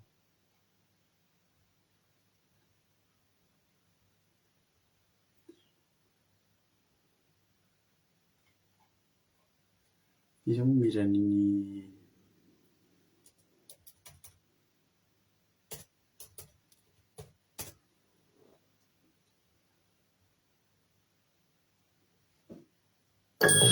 Chez Action.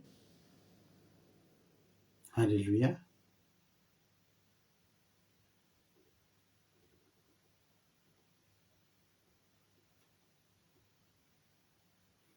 Eo Andriamanitra io zany tsy mahay manao zavatra kely hoe. Alléluia. Zay fotsiny teniko aminao, tsy mahay manao zavatra kely. Rehefa izy manao fanekena dia hitondra zavatra eo amin'ny fiainanao dia zao tonga dia ngezy zay. Alléluia. Androany avy malala teteny aminao manao hoe raha ao anatin'io Andriamanitra anao fanekena aminao io no hainao manararoatra mantanteraka an'ilay zavatra iriny dia ilay Ismaely hatramin'izay efa nifaliany Abrahama ankely avy ny Ismaely hoe teto izy mbola niinsiste aloha izy io ny andovana hoe Andriamanitra tsy fa Sara vadinao hiteraka zazalahy aminao ary ny anarany ataony hoe Isaka. Ny adikany hoe Isaka fiomehezana ny dikazany Isaka zany satria nome Sara rehefa nytenenao ambadika eo nge Sara amin'ny andiny 7 dia sy toko 7 nome Sara ny tenenao hiteraka satria misy fitahina misy zatra nefa mampome anao zay zany io dia tanteraka. Alleluia. Ohatrany ianao efa tamin'ny 5 taona lasa no nangataka vizao aty andafy. Intelo nangataka refusé foana. Dia tenena amin'izay hoe ho any andafy amin'izay ianao. Dia mena hoe za rehefa tonga dia retirety. Za rehefa 20 taona. Za efa 4 taona vao hoany dia hiasa 4 taona zany dia efa retirety. Dia misy tsika me. Misy tsika efa mety efa 14 ianao zao mbola tsy niteraka. Dia izy ianao hiteraka amin'izay dia mena za rehefa menopause afaka 4 taona. Andriamanitra rehefa manao fanekena miainga amin'ny fanovana ny anarana hampiakatra ny toerana misy anao dia zavatra mampime foana ny eritreretiny. Miomana ianao amin'ny zavatra mampime. Le mampime eto le mampime tsy mampino. Za ve dia mbola dia iny ve dia mbola hiteraka.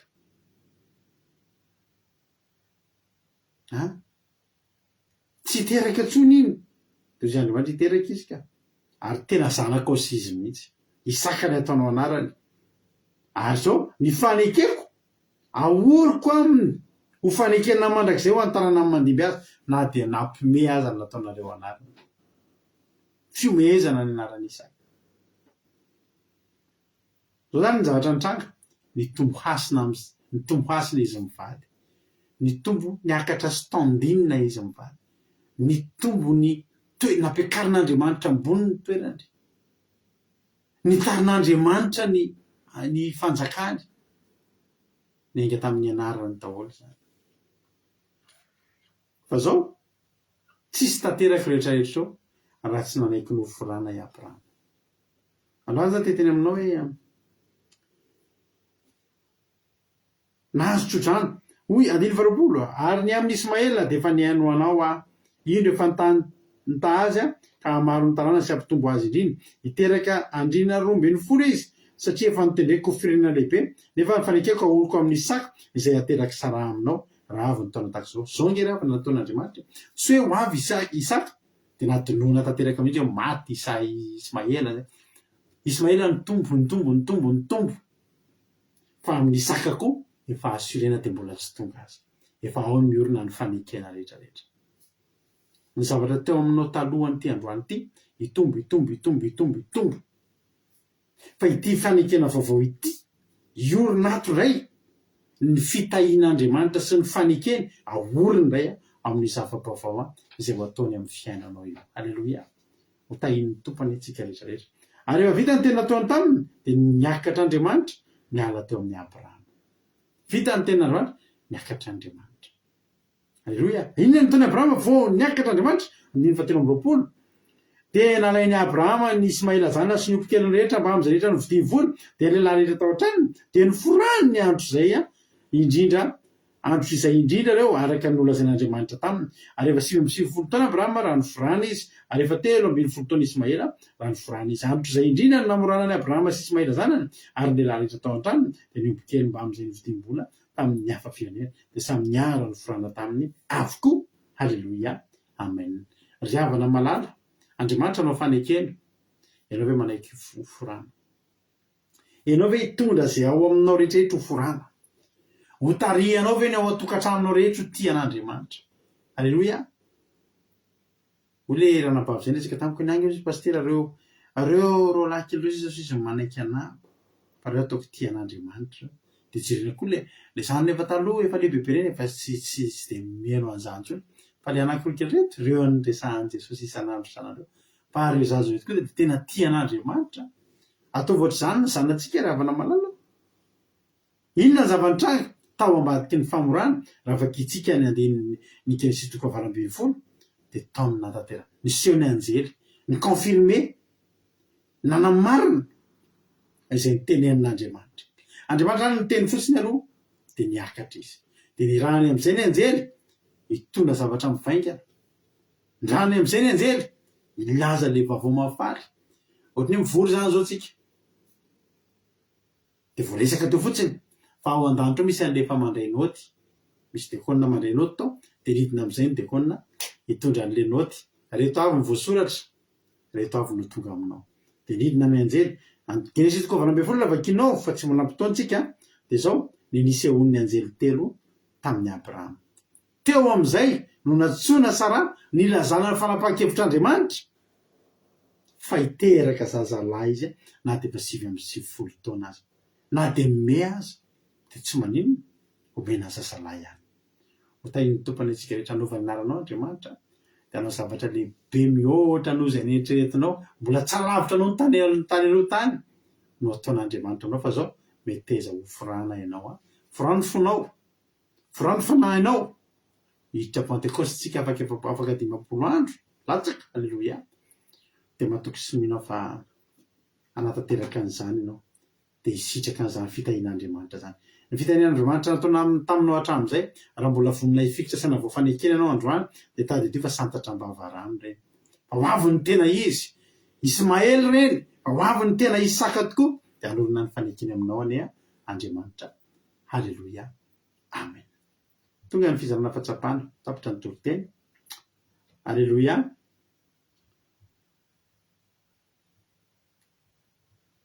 Iny kantoko radio kiradio misy amintsika ve maniry izara fahatsapana. Raha misy ny maniry izara fahatsapana dia zao ny fotoana iza no iantso voalohany izara fahatsapana. Inona nakasika anao, inona ny azonao lazaina, inona ny azonao ambara, zany no lazaintsika anatin'ny fizarana fahatsapana.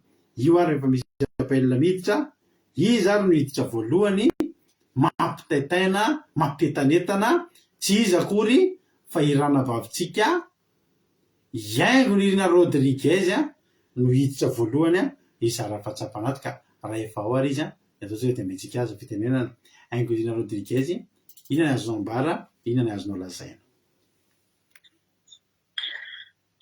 Aleluia, mankasitraka pasteur name fitenenana dia manao lafiatanan Jesosy amintsika rehetra. Dia mankasitraka nareo menadako tamin'ny tenin'Andriamanitra androany. Ny zavatra tena nakasika be anahy dia le hoe zava-dehibe ny famorana eo amin'ny natrehan'Andriamanitra, indrindra fa ny fontsika sy ny fanahitsika. Dia le hoe forana ny fontsika izay itovizantsika amin'izao tontolo izao, ary rehefa manaiky famorantsika dia manao faneken'Andriamanitra, ary ny taon'Andriamanitra dia miainga amin'ny fanovananarana aloha, dia avy eo amin'izay hoe fanovananarana aloha dia miainga amin'ny zavatra ohatrany hoe mampiomehy, ohatrany hoe zavatra efa tsy inona tsy mampintsona tahaka ny Abrahama sy Sara zao rehefa tsy nintsony noho ny amin'ny fahaterany. Kanefa Andriamanitra rehefa nanao fanekena taminy dia ao ambadiky ny famorana ny fosiny fanahy dia izay tena azahoantsika fitahiana be. Dia ao amin'Andriamanitra zany dia zava-dehibe mihitsiny ny famorana. Dia tsy ny hoe ny ara-nofy ihany fa indrindra indrindra koa ny amin'ny ara-panahy. Dia izay tena nakasika pastera dia mankasitraka indrindra. Fitahiana Jesosy. Amen. Aleloia, mankasitraka ny ianao raha nampavainginareo diritere sanaty izay fizarana fahatsapana mamy be zay. Andriamanitra manankirehepasoavana ane maro fitianao dia mitombozy sy fahasoavana hatrany dia mahereza foana amin'ny asany tompo. Aleloia. Eo misy mizara fahatsapana manaraka ao raha ohatra ary ka efa ao raha nampafisika marina tiana dia metsika aza avy hatrany ny fitenenana. Inona ny azonao ambara, inona ny azonao lazaina anao ny fitenenana? Eo makasitraka pastera, ny tena marika an'andro azy zany hoe ny fiofananarana dia ohatran'ny hoe fanomezan'Andriamanitra toky amin'ny ho avy talohan'ny hanomezan'Andriamanitra fitahiana sy ny tena hoe ny promesse napetrany zany nampanantenaina dia novaina aloha ny anaran'izy mivady Abrahama lasa hoe Abrahama dia Sarai lasa hoe Sara. Dia ilay zany ohatra hoe tsy fanovananarana fotsiny fa tena hoe anarana mahazaka zavatra, mahazaka fitondrana an'ilay fitahiana nomena fa tsy hoe novainy fotsiny. Efa nisy dikany daholo ilay anarana teo fa mahatondra zavatra ngeza be ilay anarana. Dia ohatra ny nampifandraisiko hoe amin'ny fisondrotana ara-panahy sy amin'ny fanambarana ny ho avy rehetrarehetra ihany koa zany ohatra ny hoe misy ao amin'ilay anarana satria efa mitondra izay anarana izay dia efa tokony hoe ambony kokoa ny ara-panahy sy zavatra rehetrarehetra ao ambadika an'ilay izy fa tsy ohatra ny hoe maolo-tokana azy fotsiny fa tena hoe lasa rainy maro, tsy amin'ilay hoe maha-princesse tokana azy fotsiny fa tena hoe andre ambavo amin'ny firenena isan-karazany fa tsy hoe tao amin'ilay clan any Abrahama iny fotsiny zany no maha-princesse ny Sara. Dia ao ambadika an'ilay hoe fiovan'ilay identité zany ohatra hoe mahizy azy vaovao dia nahazo fitahiana ihany reo teo fa zao reo anao azo zavatra tena fitahiana ngeza-be dia ho an'ny rehetrarehetra izay manantena sy izay mieritreritra hoe kifikivy zany dia tokony mandeha amin'izay famorana ara-panahy amin'ny anarana ara-panahy dia famorana ao amin'ny fo dia famorana eo amin'ny lafiny rehetrarehetra amin'ny fiainana zany atao sy ampadio azy sy izay ampanaraka azy amin'ny didin'Andriamanitra sy ny zavatra rehetrarehetra izay taken'Andriamanitra. Dia faharoa zany ny tena ohatrany nanamarika le teo amin'ilay hoe fomehezan'ny Sara hoe sisy pastera na farantaona tsy hoe vakio ao amin'ny Genesisy 7:20 fa ao zany midina ny anjely sisy fotoantsika dia ohatrany hoe na dia mery ianao dia efa promesako taminao iny dia efa vita ny Sara mantsy tsisy famorana zany fa ny hoe anarana fotsiny io dia efa promesako taminao iny efa panintenako taminao iny izay Andriamanitra dia omenanao foana. Dia mankasitraka anareo mianadahy Andriamanitra tata iny tompo daholotsika rehetrarehetra. Aleloia be mankasitraka indrindra anao navavy marina tiana tanaty izay fizarana fahatsapana mamy be zay. Andriamanitra manankirehepasoavana maro fitianao dia mitombositra sy fahasoavana foana hatrany hatrany dia mahereza foana amin'ny asan'ny tompo. Aleloia. Mbola misy zara fahatsapana anankiroa raha kely indrindra dia raha ohatra efa ao ary dia ndaontsika to dia mentsika fitenenana ary raha ratojo inona ny azonao ambara, inona ny azonao lazaina? Aizasositaontsika rehetra dia misonabetsaka pastera nanome fitenenana voalohany nakasika ana ilay fitantarana izao kerekana izay tena mahaliana kely mihitsy ny tantarany an'ilay tantara dia hoe voalohany aloha i Sara sy Abrahama indrindra fa Abrahama ilay niaraka tamin'ny vehivavy hafa niaraka tamin'ny Agara dia endrika resaka fahotana ihany ny feon'ny vadiny izy mihoatra noho ny feon'Andriamanitra. Dia efa aveo nila tsy maintsy ny forana nila nanadio satria Andriamanitra ny teny taminy fa aoka ho tsy misy tsikiny ianao dia ny forana ny fo ny forana ny saina ny finara no forana ny fanahy. Dia efa aveo nisy fahasoavana be am'izay, nisy fahaterana, halleloia, nisy fiainam-baovao, nisy anjely sy eo taminy, nisy fitahiana be am'izay tao ambadika an'izay. De hoe raha tianao zany hitany fitahian'Andriamanitra, fahasoavana, fahateram-baovao, zava-baovao eo amin'ny fiainana, de mila forana aloha ny fo, saina, fanahy, halleloia. De nakasika anahy koa le resaka anarana teo hoe tena zava-dehibe ny anarana. De hoe Abrahama le efa novana am'izay anarany, tsy Abrahama fotsiny fa Abrahama, lasa rainy maro. De hoe efa nataoko rainy fiainana maro aloha, zany hoe efa natao, efa vita, efa niasa Andriamanitra. Tena mahafinaritra Andriamanitra zany rehefa miteny zavatra de izy efa niasa sahady, halleloia, fa nitanterahany le izy.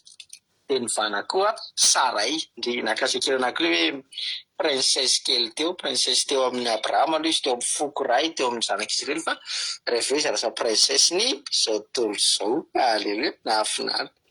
De Andriamanitra zany ivany aloha ny anarana voalohany indrindra, de avy eo asandratrany, fa kosa mila mba fipetra de manaiky fotsiny ho forana, halleloia, satria miavaka ny olona voafora eo anaty an'Andriamanitra noho ny olona tsy mifora. De zay no nakasika anahy, de tain'i Jesosy daholo tsika rehetra. Mankasitraka pasitera anahy amin'ny fitenenana. Halleloia, mankasitraka indrindra anao raha tojo tanàn'izay fizarana fahatsapana mamy be zay. Andriamanitra manaky pasaovana ny maro fitianao, de mitombonitra sy pasaovana hatrany de mahereza foana amin'ny asan'ny tompo. Halleloia. Raha misy zara-pahatsapana halleloia. Andao ary raha ohatra laso aloha asitsika sary, halleloia. Ka raha ohatra ary efa ao nampavisika Erika de ndao metsika azy fitenena, izy moa ny tompon'ny toriteny de izy ihany koa nitondra fizara-pahatsapahana. Inona ny azonao lazaina ary ianao fitenenana? Mankasitraka pasiterana amin'ny fitenenana dia fanomiarantsika amin'ny anaran'i Jesosy dia mankasitraka tamin'ny famelabelarana fa tena vomaika mamy be mihitsy ny famelabelarana. Na zany no tena nakasika anahy dia ilay hoe Andriamanitra aloha voalohany indrindra dia manova novaina aloha ny anarantsika. Teto hoe Abrahama tena novaina mihitsy aloha ny anarany Abrahama. Zay zo nanao an'ilay fanekena zany no nataon'Andriamanitra dia nanovana ny anarany Abrahama. Dia eo amin'io anarana io zany tsika mila miova mihitsy, miova ny identité antsika, mitombo miambonimbony kokoa zany sy tandinina tsika ao anatin'Andriamanitra, mitombo ny ahavon'ny toeran'ny Abrahama teto Sara, satria novaina mihitsy ny anaran'izy ireo. Dia marika zany fa tena hoe Andriamanitra no zavatra hanova amin'ny fiainan'izy mivady dia leo amin'ny famorana ihany koa mila forana aloha antsika ara-nofo. Dia reny tahin'Andriamanitra reny tsika rehefa forana ny ara-nofontsika, fa ao ambadiky ny famorana nefa mbola misy zavatra tsaratsara kokoa no teo aloha no ataon'Andriamanitra antsika. Teto zao raha ohatra hoe Abrahama sy Sara, Abrahama zany efa nionona ny Ismaela dia ohatrany hoe tsy nanantena zavatra intsony izy, ohatrany hoe tsy nianantena intsony hoe zavatra hitrango eo amin'ny fiainana, nefa Andriamanitra nanome fanekena anazy fa hanome zavatra tsaratsara kokoa no teo aloha, satria nomeny ny Isaka. Dia Isaka zany le fiainam-baovao, le fahasoavana vaovao, fitahiana vaovao nomen'Andriamanitra izy mivady rehefa avy nanaiky noforana ry zareo. Dia ny nakasika anahy be koa le hoe niteny pasitera hoe ny tanan'i Jehovah rehefa manao fanekena amintsika dia mitondra fitahiana be, mitondra zavatra ngeza be amin'ny fiainantsika zany, tsy mba mitondra zavatra kely zany fa rehefa Andriamanitra nanao zavatra amin'ny alalan'ny fanekena dia tanterahany dia tena ho tahiny be tsika mihoatra ny teo aloha. Dia tsika zany tokony manaiky ho forana ny fotsika aloha, ny fanahintsika, ny tenantsika raha te ho tahina mihoatra tsika, ary aza manaiky mionona ny efa eo am-pelantananao tahaka ny Abrahama zao teto mionona fotsiny izy tamin'ny Ismaela, fa Andriamanitra efa maniraka anjely hitondra fitahiana dia hatanteraka ny fahasoavany amintsika rehefa manaiky tsika no forana, rehefa manaiky tenin'Andriamanitra tsika. Dia izay mahakasika anahy pasitera. Halleluia, amen. Halleluia, mankasitraka indrindra anao Rabaverika tanatin'izay fizarana fahatsapana mamy be izay nentinao zay. Andriamanitra manaiky pasaovina ny amaly fitianao mitombositra sy fahasoavana trany mariza foana amin'ny asan'ny tombo sotrana rehetra nandray anjara tamin'ny fizarana fahatsapana anao hira anankiray atsika dia hivavaka avy hatranytsika marina fotoana sy hivavaka amin'ny firenena atotra antsika mpitavana be ary tiry mba nofinaritra daholo.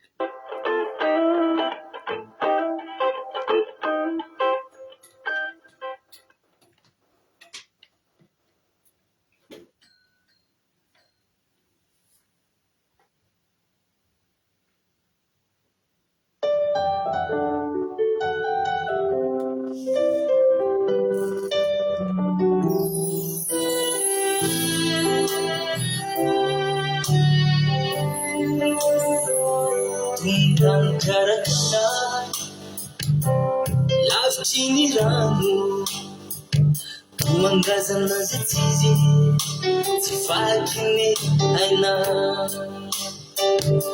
ny omby vera alavitrazy tsisy pia kapiteny fava tany karakana lavitry ny rano mangazana zitsizy tsy vaky ny aina ny omby vera alavitrazy tsisy pia kapiteny fava izy lai utralia izy lai luaralumi falaliku izy lai masaluki fale izy lai alemani tumamutia izy lai uchalia izy lai luaralumi falaliku izy lai masaluki faleku izy lai alemani tumamutia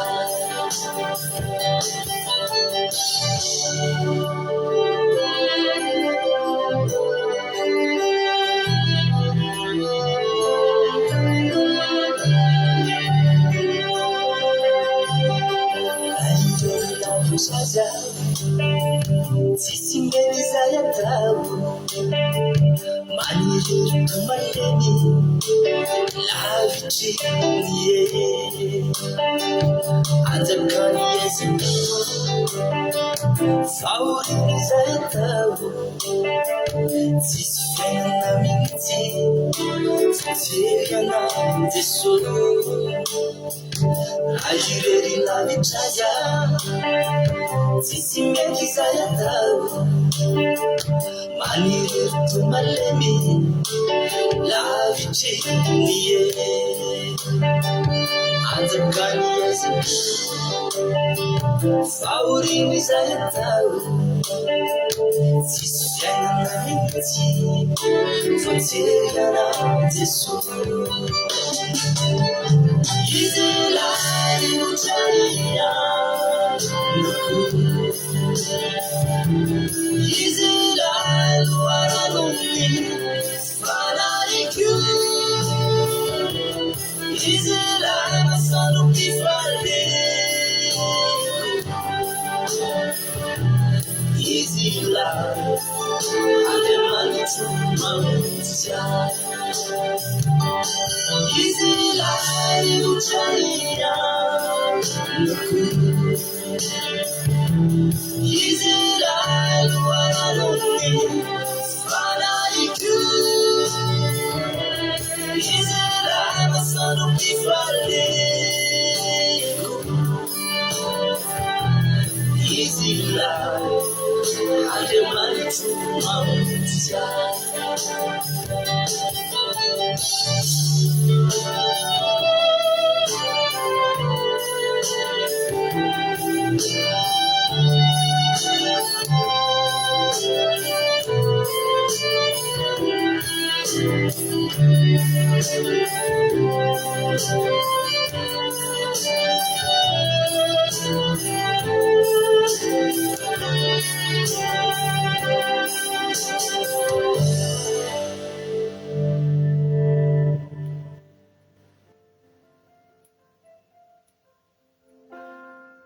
Halleluia.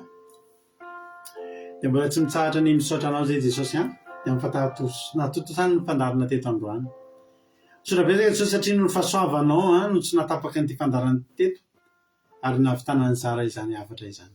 Misaotra ny fanahinao masina zay nanolotsaina ametraka ny teny tato ambavan'ity mpanomponao. Da io zany teny zany mba tsisy overanjavona overamaina, tsisy voatsaingo vorona mpihaza fa tena hoe amoha avizato eny aty anatinay tsirairay avy. Aza vera tafiara aty anatinay zany teny zany Jesosy ataovy tsaronay mandraka riva fa tena hoe nanao fanekena taminay anao Jehovandriamanitra rehefa amin'ity androany ity dia samy anapa-kevitry ny anao famorana izay hiditra amin'ny famorana dia hitondra ny fonay voafora eo anatrehanao Andriamanitra tsy toa ary anao anehana vao mifanekenao anay ka dia ny mbola tsy hitan'ny masonay, mbola tsy nitsapain'ny tananay, mbola tsy nohan'ny vavanay, mbola tsy niandrin'ny lohanay zany ange Jehovandriamanitra ny tsara indrindra ny omaninao amin'ny tsirairay avy isa-tokantrano isam-batan'olona ao aorianan'ity toriteny ity raha mankatoa anao zay. Dia niterany aja ny saotra tsy mivonahitra ho anao hatramin'izay dia mandrakizay raha misy ny tsy voalazako mihoatra lozany eritreretinay eo ataonao amin'ny tsirairay avy zay tonga teto. Nisy izy tonga teto Jesosy dia mba valio soa, mba fahasoavana izy ireo, dia mba tario lalana izy ireo dia mba ianao ane hanonitra izao torimaso tsy ampy sy ny harerahana zay neretan'ireto olona reto. Ianao ane Jesosy amaly an'izao sakrifisy izay nataon'izy ireo zany dia fahafoizana fotoana sy fahafoizana aina nanatrehana izao tenin'Andriamanitra izao fotoana nafaneneny tenin'Andriamanitra izao. Dia raha laza saotra sy voninahitra ho anao hatramin'izay dia mandrakizay. Halleluia. Amen. Ampanazantsika nanabavitsika Berta amin'izao fotoana izao izarantsika hivavaka ho an'ny firenena. Nanabavy Berta anao ny fitenenana. Mankasitraka pastera hivavaka antsika ho an'ny firenena. Misaotra anazy Jehovandriamanitra renezay ny an-danitro satria vita soamantsara tompo malalo ny amin'ny lalan'ny fitomba afaka izay nanandrakany ny fiderana teo anatrehanao. Tompo Andriamanitro, misaotra anao koa tamin'ny reto mpanomponao izay nomena Jesosy malalo ny teny mamy nahafahan'izy ireny namafy izany tamin'ny reto mpanomponao nanaraka tamin'ny alalan'izao fandaharam-potoana izao.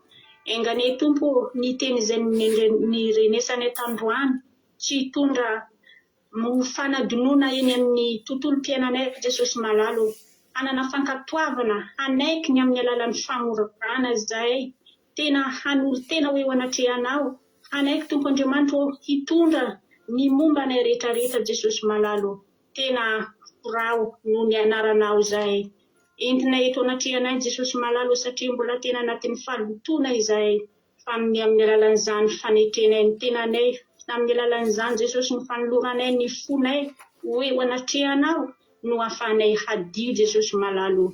Engane koa tompo malalo ny amin'ny alalan'izao firenenay Jesosy malalo, mbola tena maro tompo Andriamanitro izay tokony ho vonjenao amin'ny alalan'izany famorana izany. Dia bitsio ny amin'ny alalan'ny fanahy masinaka amin'ny alalan'izao toriteny masina izao tompo mba hoany amin'ny firenenay, ny any amin'ny vahoaka malagasy rehetrarehetra Jesosy malalo, mba tena hanapa-kevitra tompo Andriamanitro, mba tena hoe ho anatrehanao handray ny fanekena Jesosy malalo ny amin'ny alalan'izany famorana masina izany. Jesosy malala renezay ny an-danitro, maro dia maro izay milaza fa efa nanao tamin'ny alalan'izany efa tsy araka ny sitraponao. Ianao Andriamanitra no hitobaka ny firenenay ny amin'ny alalan'ny toriteny androany izao ny teninao masina. Ary ankehitriny koa dia isaoranay ianao ny amin'ny alalan'izao fandaharana izao tsy tapaka Jesosy malalo, zava-dehibe teo anatrehanay izany. Enganeny amin'ny alalan'izao alina mangina izao tonga saina ho anay hifoha izay rampitso, hisaintsaina momba ny amin'ny androany Jesosy malalo, tena hanana fanapahan-kevitra ny amin'ny alalan'izany fanatonanay ianao. Engane koa ny amin'izao fisarahanay izao tsy ahona hasaraka anay ianao fa ny fanatrehanao no ombanay mandrakarivo, hiambina na foana izay Jesosy malalo tsy kivy tsy reraka fa tena hanaiky ny amin'ny alalan'ny teninao, tena hoe ho anatrehanao ny fanerinay. Raiso anao izany vavaka izany dia voninahitra ho anarery ihany. Halleluia.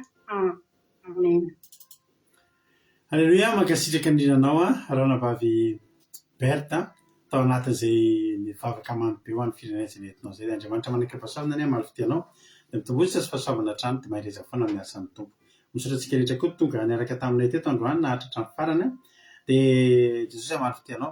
Raha mbola sitokana aminao an'andro Jesosy ka tahiny tompo velona soa matsatsika dia letondrantsika rapitso alina tahaka an'izao dia maravitonga an'izay anao afaka mino ny akiradio point radio 1 2 3 4 5.com akiradio point radio 1 2 3 4 5.com misy hotely isaka ny adiny telo amin'ny 2:07 maraina amin'ny 2:07 alina. Sa mety tahiny tompo daholo mahirezika rehetra rapitso indray.